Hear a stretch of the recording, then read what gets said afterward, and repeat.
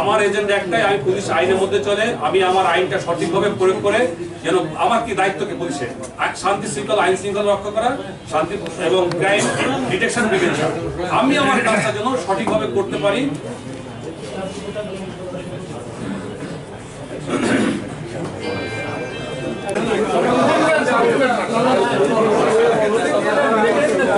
Press ওই যে একটু সবার মধ্যে একটা থাকে একটা আলাদা, যেভাবে বলেন সমীহ করে বলেন, ভীতি বলেন বা শ্রদ্ধা বলেন, কোনো না কোনো ভাবে কিন্তু ওই যে বলেন লেখা লেখে চলে যায়।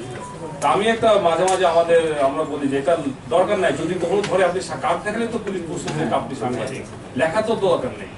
বা আমি পুলিশ যখন যাচ্ছি আমার পুলিশ লেখা দরকার কি, আমি তো ধরা বললে যে ভাই আমি পুলিশ, সে তো বুঝলে তখন রেসপেক্ট করবে, লেখে তো অনুমানে প্রচার করার দরকার নেই।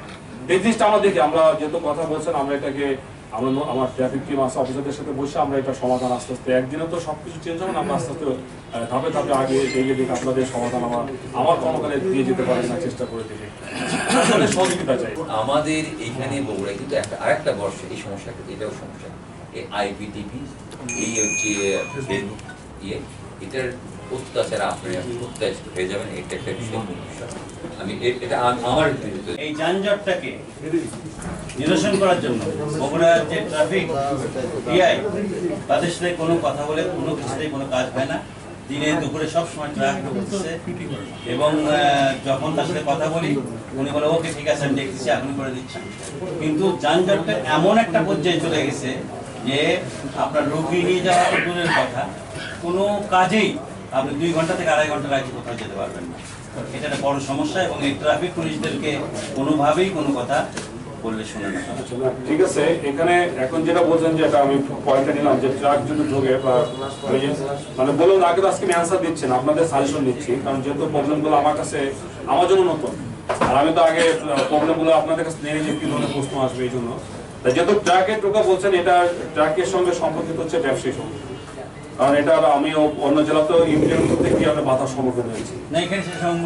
আমি কথা বলবো যদি তাদের সম্মুখীন হয় আমাদের তো সমস্যা, আমরা সেটা ইমপ্লিমেন্ট করতে পারবো। বলেছি যে কারণ অনেক জায়গায় আমি প্রবলেম ফেস করেছি, আমি আবার এটাও বলেছি যে ওইটা যে ওই প্রবলেম এখানে হবে তারও কোনো গ্যারান্টি নেই, কিন্তু আগে কিন্তু আমরা প্রবলেম ফেস করেছি ট্রাকগুলো আমরা কন্ট্রোল করতে গিয়ে। তারপর যদি এটা হয় তাহলে আমরা যদি ট্রাকের বিষয়ে যদি আপনাদের একটা অর্জন থাকলে আমি পেলাম, আমি এটা ব্যবসায়ী সমস্যাটা, কারণ ট্রাক তো বেশিরভাগ ইউজ থাকে রাত 9টা থেকে আপনারা পরের দিন সকাল 8টা। আচ্ছা, এটা যদি তাদের প্রবলেম হয় তাহলে আমরা এটা অবশ্যই এক্সিকিউট করা, অবশ্যই এটা ট্রাফিক এক্সিকিউট আমাদের সরকারের একটা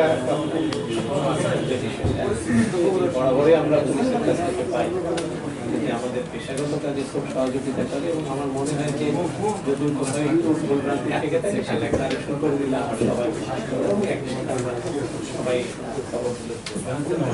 আমার দ্বিতীয় বিষয় আছে পুলিশের লোকজন যেন ক্রাইমের সাথে ইনভলভ না হয়, এটা সিরিয়াসলি দেখবেন।